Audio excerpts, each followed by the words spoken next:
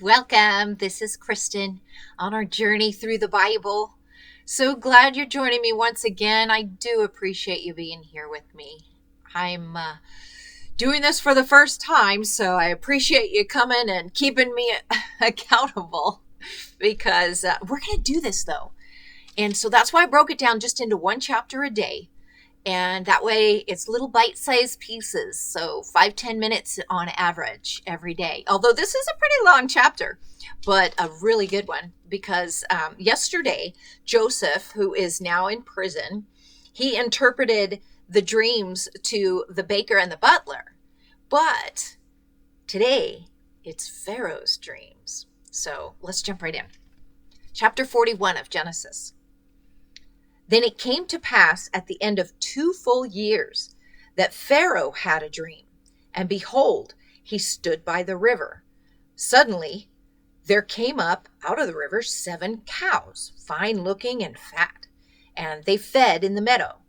Then behold, 7 other cows came up after them out of the river, ugly and gaunt, and stood by the other cows on the bank of the river.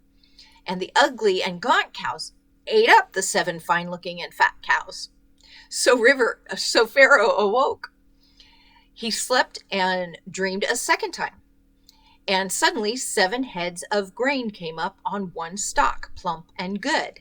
Now these are the tops of corn stalks, and they look kind of like grain, if you know what I'm talking about. Then behold, 7 thin heads, blighted by the east wind, sprang up after them. And the 7 thin heads devoured the 7 plump and full heads. So Pharaoh awoke, and indeed it was a dream. Now it came to pass in the morning that his spirit was troubled, and he sent and called for all the magicians of Egypt and all its wise men. And Pharaoh told them his dreams, but there was no one who could interpret them for Pharaoh. Then the chief butler spoke to Pharaoh, saying, I remember my faults this day. When Pharaoh was angry with his servants and put me in custody in the house of the captain of the guard, both me and chief baker, we each had a dream in one night, he and I. Each of us dreamed according to the interpretation of his own dream. Now, there was a young Hebrew man with us there, a servant of the captain of the guard. And we told him, and he interpreted our dreams for us. To each man he interpreted according to his own dream, and it came to pass, just as he interpreted for us, so it happened. He restored me to my office, and he hanged him. Then Pharaoh sent and called Joseph, and they brought him quickly out of the dungeon, and he shaved and changed his clothing and came to Pharaoh. And Pharaoh said to Joseph, I have had a dream, and there's no one who can interpret it. But I have heard it said that you can understand a dream to interpret it. So Joseph answered Pharaoh, saying, It is not me. God will give Pharaoh an answer of peace. Then Pharaoh said to Joseph, Behold, in my dream I stood on the bank of the river. Suddenly 7 cows came out of the river, fine looking and fat, and they fed in the meadow. Then behold, 7 other cows came up after them, poor and very ugly and gaunt, such ugliness I have never seen in all the land of Egypt. And the gaunt and ugly cows ate up the first 7, the fat cows. When they had eaten them up, no one would have known that they had eaten them, for they were just as ugly as at the beginning. So I awoke. Also, I saw in my dream, and suddenly 7 heads came up on one stalk, full and good. Then behold, 7 heads, withered, thin, and blighted by the east wind, sprang up after them. And the thin heads devoured the good heads. So I took this to the magicians, but there was no one who could explain it to me. Then Joseph said to Pharaoh, The dreams of Pharaoh are one. God has shown Pharaoh what he is about to do.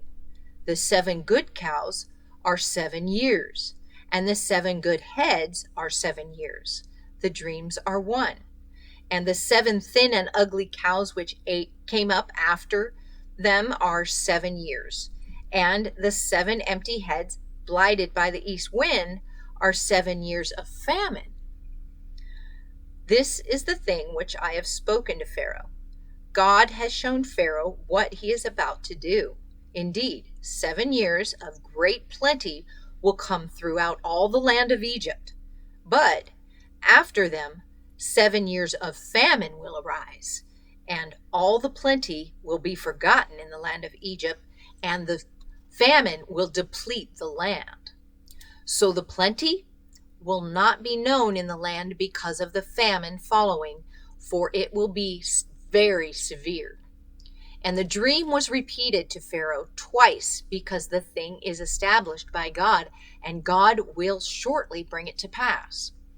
Now, therefore, let Pharaoh select a discerning and wise man and set him over the land of Egypt. Let Pharaoh do this, and let him appoint officers over the land to collect 1/5 of the produce of the land of Egypt in the 7 plentiful years. And let them gather all the food of those good years that are coming, and store up grain under the authority of Pharaoh, and let them keep food in the cities. Then that food shall be as a reserve for the land for the 7 years of famine which shall be in the land of Egypt, that the land may not perish during the famine. So the advice was good in the eyes of Pharaoh, and in the eyes of all the servants. And Pharaoh said to his servants, "Can we find such a one as this, a man in whom is the Spirit of God?" Then Pharaoh said to Joseph, "Inasmuch as God has shown you all this, there is no one as discerning and wise as you. You shall be over my house, and all my people shall be ruled according to your word. Only in regard to the throne will I be greater than you." And Pharaoh said to Joseph, "See, I have set you over all the land of Egypt." Far cry from prison, where he was just at. Then Pharaoh took his signet ring off and took it off his hand and put it on Joseph's hand. And he clothed him in garments of fine linen and put a gold chain around his neck. And he had him ride in the 2nd chariot which he had, and they cried out before him, "Bow the knee." So he set him over all the land of Egypt. Pharaoh also said to Joseph, "I am Pharaoh, and without your consent no man may lift his hand or foot in all the land of Egypt." And Pharaoh called Joseph's name Zaphnath Paneah, and he gave him a wife, Asenath, the daughter of Potipharah, priest of On. So Joseph went out over the land of Egypt. Joseph was 30 years old when he stood before Pharaoh, king of Egypt. And Joseph went out from the presence of Pharaoh and went throughout all the land of Egypt. Now, in the 7 plentiful years, the ground brought forth abundantly. So he gathered up all the food of the 7 years which were in the land of Egypt, and laid up the food in the cities. He laid up in every city the food of the fields which surrounded them. Joseph gathered very much grain, as the sand of the sea, until he stopped counting, for it was immeasurable. And to Joseph were born 2 sons before the years of the famine came, whose Asenath, the daughter of Potipharah, priest of On, bore to him. Joseph called the name of the firstborn Manasseh, for God has made me forget all my toil and all my father's house. And the name of the second he called Ephraim, for God has caused me to be fruitful in the land of my affliction. Then the 7 years of plenty which were in the land of Egypt ended, and the 7 years of famine began to come, as Joseph had said. The famine was in all the lands, but in all the land of Egypt there was bread. So when the land of Egypt was famished, the people cried to Pharaoh for bread. Then Pharaoh said to all the Egyptians, "Go to Joseph. Whatever he says to you, do."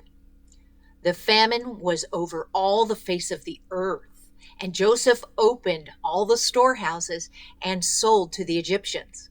And the famine became severe in the land of Egypt. So all countries came to Joseph in Egypt to buy grain, because the famine was severe in all the lands. So it wasn't just Egypt where this happened. And next, tomorrow, Joseph's brothers go to Egypt. And you remember how they parted ways. So I will go ahead and say goodbye for today. Thanks again for coming. But join me tomorrow, Genesis 42, when his brothers are back. We'll see what happens. Thanks again. God bless.